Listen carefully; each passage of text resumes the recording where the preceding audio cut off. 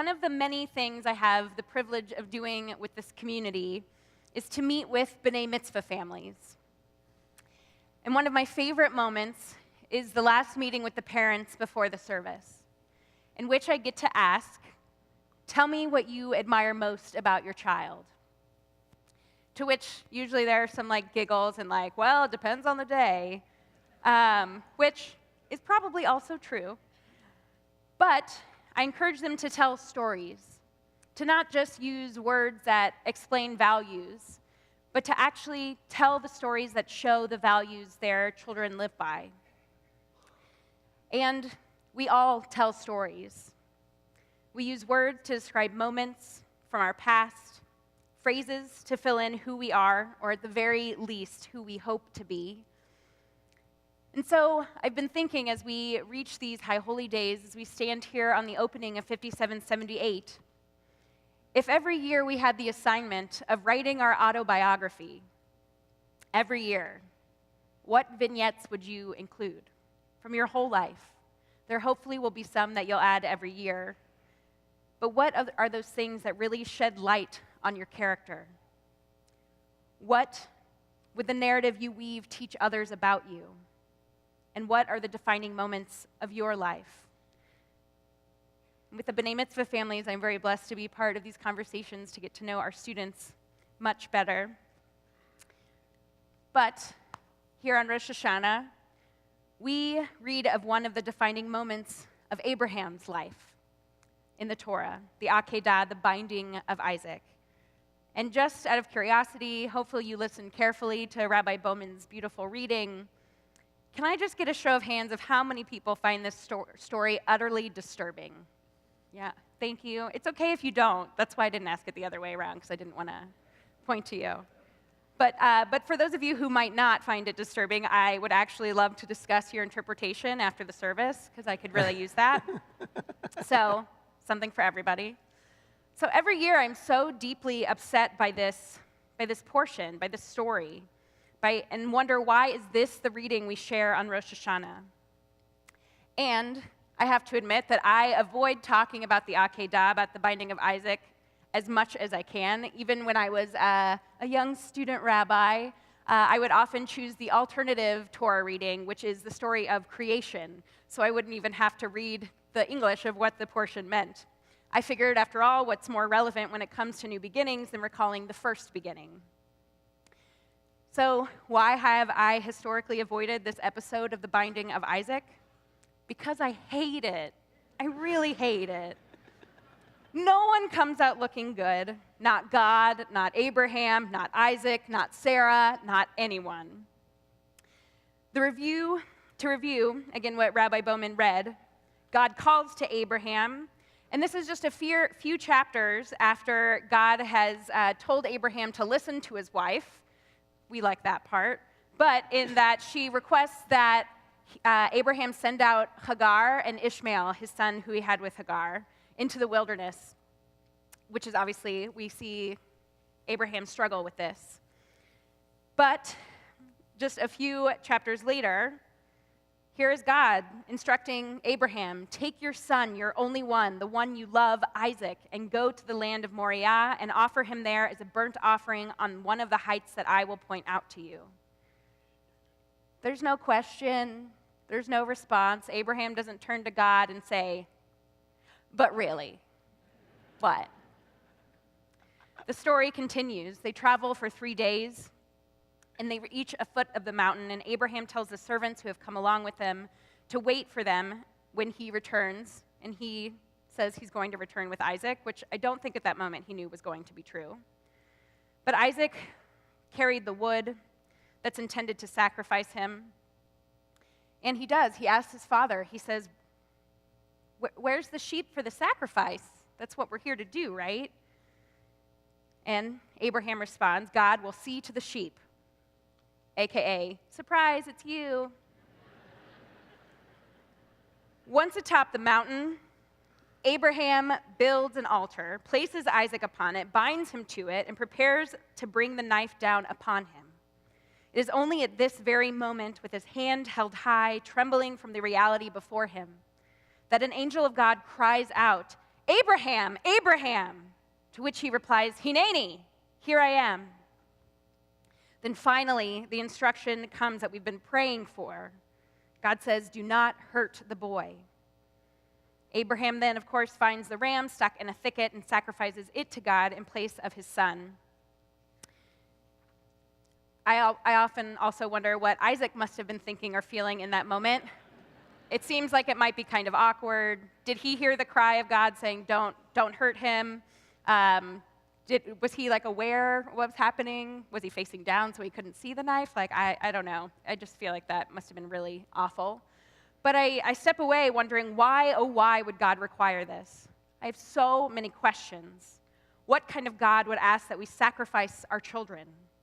I hope many of you in this room, if not all, would absolutely say no to that request. Why would God promise Abraham that he would become a great nation through Isaac and then demand he destroy his heir? Why didn't Abraham protest? After all, is this not the same Abraham who delicately defended the innocent in the cities of Sodom and Gomorrah? This is a man whose moral compass we have seen be so strong that he defends strangers. I've always felt that Abraham did the wrong thing, if you haven't picked that up, that he made the wrong choice, and that God also asked for far, far too much. In an effort to understand, as rabbis often do, I turn to our rich textual tradition every year. Any time in the past I'd studied this, all I found were our ancient sages and contemporary scholars attempting to rationalize why this narrative belongs, why it fits. There are generally three interpretations, which is not so many in Jewish tradition because, as you know, which I guess is your Yom Kippur sermon, 2 Jews, 3 opinions. There's only 3 interpretations of this. That's not, we need more. So the first of the interpretations is some scholars say it is an attempt to show that human sacrifice has now been replaced with animal sacrifice, a historical moment to differentiate the God of Abraham from the other false gods who still required child sacrifice, except that, according to historians like Nachum Sarna, many other ancient cultures already engaged in animal sacrifice. It was not a new development with Abraham's switcheroo with the ram. The second common interpretation, advocated for by famous, or at least in my world, the famous to a rabbi is a little bit different, a famous medieval scholar, Maimonides, is that it is a trial to prove Abraham's blind faith to God, explaining that the binding of Isaac is the last of the 10 trials of Abraham to prove his devotion to God. Abraham showed he was willing to sacrifice literally everything for God. The sages held Abraham up as an incredible example of fidelity to God. I don't know about you, but I don't consider it a great quality to blindly agree to something insane. There's a reason your parents asked you, if your friend's going to jump off a bridge, are you going to do it? It sounds crazy. You shouldn't do it. You should question things that people tell you or ask of you. Which leads me to the third interpretation, in which our commentary reimagines the conversation between God and Abraham in Genesis chapter 22, verse 2, in which God asks for this great sacrifice. Again, this is the verse that's, take your son, your only one, the one you love, Isaac, and go and sacrifice him. In this, the rabbis imagine that Abraham is responding to each part of God's command. So God says, take your son, and Abraham says, which one? I got 2. God says, your only one. Abraham says, each son is the only son of his mother. God says, the one you love. It could have gone bad here, but it didn't. I love both of my sons. Finally, God says, Isaac. And so in this, we have this idea that Abraham is challenging God. With this interpretation, modern commentator Rabbi Harvey Field suggests that the purpose of the story then becomes to highlight the importance of questioning blind faith in order to have faith.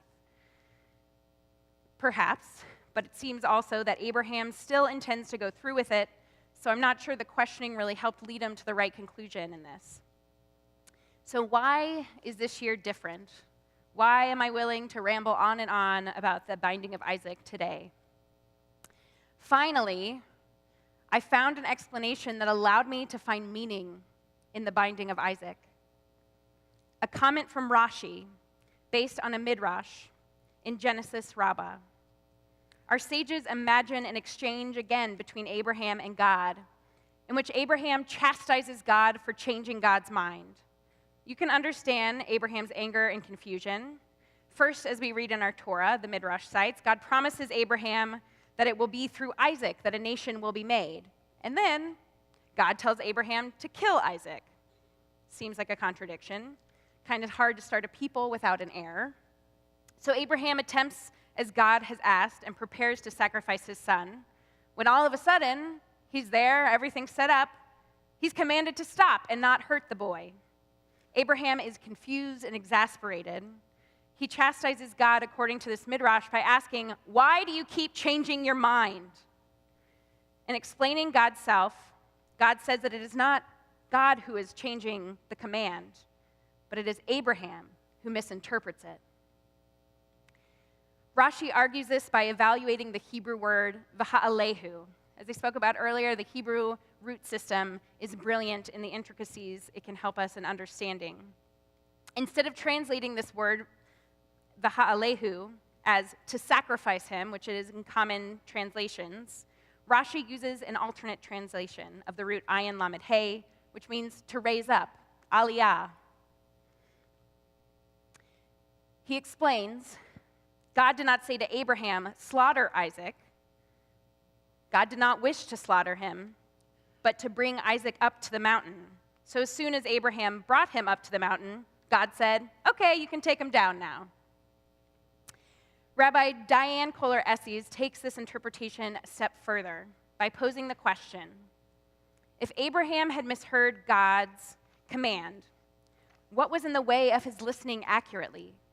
Why would he hear a command to slaughter and a simple command to raise up his son? Perhaps, she says, Abraham was making a mistake, a common mistake made in the course of our most important relationships. We often misunderstand the voices of those we are most intimate with, hearing echoes of a harsher voice from the past, voices that drown out the reality of the present. Instead of hearing the gentle voice of our beloved or a trusted colleague, we hear a critical, demanding voice belonging to another time and another place. Instead of a modulated, measured request, we might hear in the voice of the other the unconditional demand, give me everything, do the impossible, be perfect. She suggests that if the Akedah developed in a cultural context of human sacrifice, as some scholars claim, perhaps Abraham hears the divine voice that guided him before the God of the Israelites was revealed to Abraham, meaning that Abraham was aware of other people worshiping other gods, and then when Abraham met the God that would become the God of the Israelites, he still associated what gods were like with the other gods he knew without knowing what this God was going to be like. He's hearing the divine voices from an earlier period in his life that drown out the strange, unfamiliar voice of Abraham's new God. While the voice of God is not tentative, Abraham's hearing might be. Hearing that is weakened by what he is used to and by the sheer fear of the unknown God. What he hears then is the unspoken command to sacrifice his son, echoing from a distant time and place. As it turns out, Rabbi Kohler-Esses continues, Abraham was utterly wrong about who his new God was. He was confusing this God with the gods of the past. When God told him to take up his son, he heard, kill your son. But that wasn't it at all. This God is not a God who demands the lives of our children. This Rabbi Kohler-Esses, managed to rewrite the book of Abraham's life, finding a plausible, even nearly understandable and relatable, at least according to me, explanation for his actions. She argues that Abraham is experiencing transference, a psychological phenomenon first identified by Freud to describe those moments when we react to a person or situation based on our own past experiences and not necessarily on what is happening before us. Abraham was responding to God's request based on the world he had known before. He failed to fashion different responses and assumptions with this new reality. In his teachings about transference, psychotherapist David Ritko states that though most of us want to move on from the past, We tend to go through our lives simply casting new people in the roles of key people, such as our parents or any significant person with whom there is still unfinished business. Often, our unconscious feelings and beliefs from the past reemerge in our present relationships. It is a crude way of seeing what is invisible, the untold drama inside us. Transference, Rico says, occurs when we are seeking healing for what is still an open wound. We are yearning for the sewing up of something that has long remained ripped and ragged. It is our psyche's signal system, he continues, alerting us to what awaits and updating. Our work is to take notice of this and to face our tasks directly. Unconscious transference is a hitching post to our past. As we make it conscious, he says, it becomes a guidepost. We evolve when our past can find more direct and conscious ways to complete itself. Then others become prompters that help us move on in our story, rather than actors who keep us caught up in it. Those moments when we feel an emotional reaction in our bodies, when we realize that our reaction is nowhere near appropriate for the situation or the person standing in front of us, that is when we are to delve deeply and evaluate what it is in us. What is it in your past that you're reacting to in that moment? What is being triggered for you? According to Rico, it's as if transference is that heavenly voice that called out, "Abraham, Abraham." It was in that moment that Abraham was made aware that he was actually absent in the present. It is when he responds with the word hineni this time, "Here I am," that he steps fully into the present with God. In an article from The Atlantic, outlines the agency we possess in writing our own stories. In the realm of narrative psychology, she says, a person's life story is not a Wikipedia biography of the facts and events of a life, but rather the way a person integrates those facts and events internally, picks them apart and weaves them back together again to make meaning. This narrative becomes a form of identity in which the things someone chooses to include in the story and the way she tells it can both reflect and shape who she is. A life story doesn't just say what happened. It says why it was important, what it means for who the person is, for who they'll become, and for what happens next. We choose the meaning we make out of our life's moments. We all carry around hurt, and those scars can either rule us or be ruled by us. What happened before does not have to determine what happens next. But unless we identify and name our triggers and realize those emotions coming from some other place, we can't do that. As Mark Twain once said, writing is easy. All you have to do is cross out the wrong words. And that's exactly what we are here to do with our lives at the High Holy Days. This is our chance to rewrite. This is our chance to think about and reflect on those words, on those actions, on those moments that may not have been our best. It's our chance to rewrite what we're taking from them. The High Holy Days is our reminder to reevaluate and rewrite the scripts in our minds. In reading the binding of Isaac, we actually are witness to how Abraham is bound by his past. He is the one who is bound. We are reminded that we too are bound by our past. But it's when we acknowledge that which binds us that we can finally stand up and shout, "Hineni, I am here," being fully present in the present. Can you hear Ratzon? May it be God's will. Amen.